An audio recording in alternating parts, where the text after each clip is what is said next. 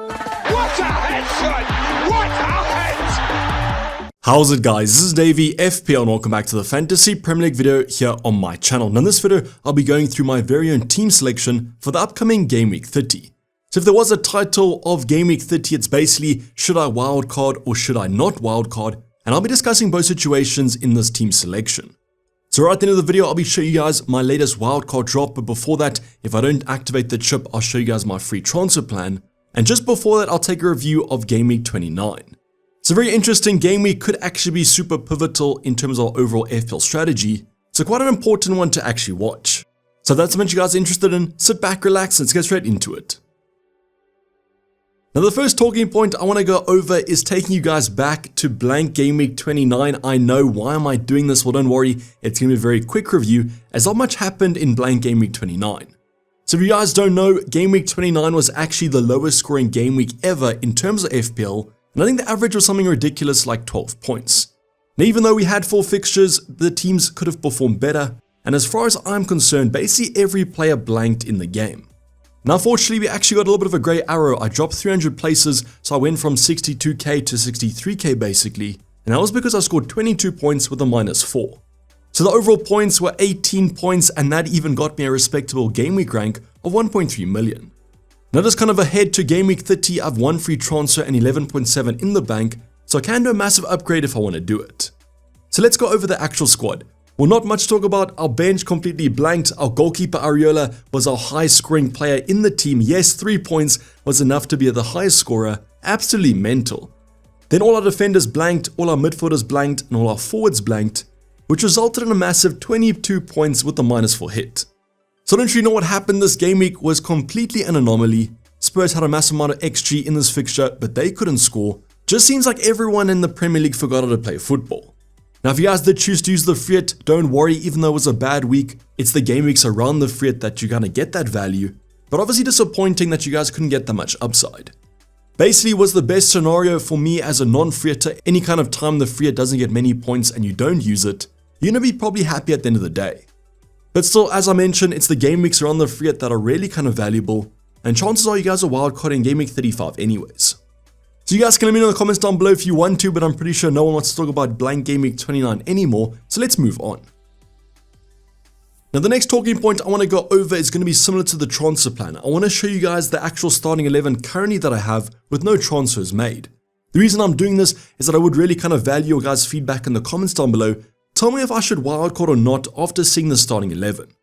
Now just remember, I do have 1 free transfer and 11.7 in the bank, so we can make an upgrade or take a -4 hit if we want to. Now I'm going to start off on our bench, and the bench this week kind of picks itself. Obviously Arsenal take on Man City, that's a tough game, and I don't believe there's much upside in that fixture. So I'm going to bench Gabriel and Saliba, but they might actually feature in my starting 11 because of injuries, and because I don't own any Man City attackers, I'm actually hoping that Arsenal keep a clean sheet. Other than them though, I've got Areola against Newcastle. I'm actually starting Dubravka with the same fixture. I prefer the Newcastle defense and that home game. But between the two, I'm not expecting much. Pretty kind of disappointing goalkeeper options for this week, just favoring the home game. Then finally Morris, I've had enough of watching the kind of Luton games and seeing him miss a bunch of chances, but if you guys do own him, I would start him as he's probably going to haul on my bench. Fingers crossed he doesn't though, because I actually do have a defender from Spurs, and that's Pedro Porro with that Luton at home game. So defense comprises of Porro, Doherty, as well as Pau Torres from Aston Villa. I'm actually fine with playing the Aston Villa centre back. I believe there could be a clean sheet here, and at least it is a home game. The problem does arise with Doherty though from Luton. He currently is carrying a knock, and therefore Gabriel might have to come off the bench, but he might also be injured, so therefore Saliba. So besides Porro and I guess Pau Torres might get a clean sheet, quite worried about that third defender slot. Now midfield department actually looks slightly good. It's Maddison and Son against Luton at home. I put all my eggs in one basket in this team selection, and I put the Campsey armband on Son as well. If you guys watched my ultimate guide yesterday, you'll know that Luton's defense is the worst in the Premier League, and therefore I'm expecting the most goals from this fixture. Now there's been some talk about Richarlison coming back to the lineup, potentially taking that centre forward spot once again, but even on the left, Son's a great asset. Then I've got Bailey, Bowen, and Garnacho, kind of my differentials. Bailey has a fixture against Wolves at home. I still believe Aston Villa can do quite well. And then Bowen against Newcastle. You guys know all about that Newcastle defense. Now I'm going to jump ahead here, and I'm going to say that Bowen is probably the player departing my team if I make a free transfer. I just believe out of my midfielders, here's the worst fixture. That could actually be Garnacho though, in your opinion. I just think that Garnacho's on good form, United looks slightly better, and with all those defensive injuries, I'm expecting Brentford to concede. So yes, if I do make a transfer, it's probably going to be a midfielder switch, probably Bowen out, but I'll showcase that quite shortly. Then finally, our front two is going to be Tony versus United and Watkins against Wolves. Watkins actually has a pretty strong game, I'm expecting a good performance. And on a wildcard, I didn't pick him, so I might be quite scared of going without him. In terms of Ivan Toney, scored on international duty yesterday for England, but United have been looking slightly better recently. But still, I guess if you're going to go for a Brentford option, you got to back Toney, although the Brentford attack has been struggling slightly. So yes, this is my starting 11. Now you guys can comment down below, do you think I should wildcard or not? Just let me take into account the fact that I'll be using a free transfer to get someone like a Salah, so let's talk about that right now. So as mentioned, 11.7 in the bank, I could make a massive upgrade, and I'm looking to make a midfielder switch. Now the two players on my watch list are going to be Cole Palmer and Salah. In a perfect world, I would own both of them, but it's quite hard choosing which one to go for. Now if I was looking at captain Salah, this might be kind of an easy decision, but I'm quite tempted by the Son Campsey at the moment. But between these two, who do you think has the higher upside? Salah's more differential, but that Brighton game might be slightly tougher, whereas Cole Palmer against Burnley has the ownership and might actually have the fixture as well. But I think you guys would probably agree if I was to choose one of these assets, Salah has the high ceiling, and therefore I'd be looking to replace Bowen with him. Now this could be Cole Palmer, as mentioned, with one free transfer, not super keen on taking a -4 hit unless I want to captain Salah. So that could also be a viable strategy if you think Cole Palmer and Salah are worth the -4 this game week. I will be wildcarding game week 31 though, so this will be for a 1-week punt, but this is a very likely move if I don't choose to use the wildcard. So now that you guys have seen the team, I think it looks slightly better with the transfer, either Salah in or Palmer in for game week 30. Do you guys still think I should wildcard, or do you think it's worth holding off and getting information and wildcarding game week 31? But let's just say I do activate the wildcard chip. Even if I don't, I wanted to showcase my latest wildcard draft for those of you on the chip. Now the first thing that you guys will notice is I've got 0.0 in the bank. Yes, last night Cole Palmer rose in price, so I can just afford this draft.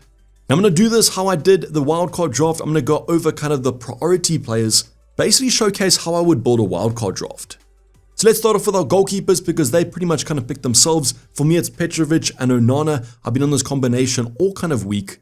There are some variations. You guys can go for Edison, but he's currently injured. Or I like a Pickford who has Sheffield United at home in game week 37.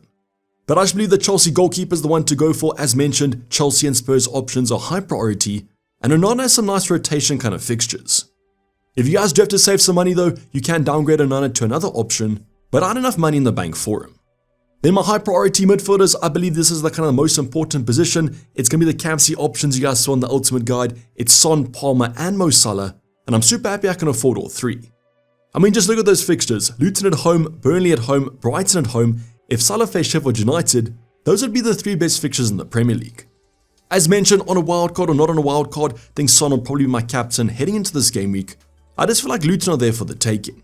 Now the next most important position is going to be the forwards. I've got Haaland, Darwin, and Isaac here, kind of the template of the wildcard at the moment.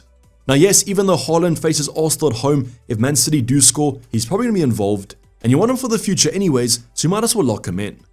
Then the next 2 options are going to be your differentials on the wildcard, Darwin, Núñez, as well as Isaac from Newcastle. There might be some injury concerns and rotation concerns, but I think the upside's worth it.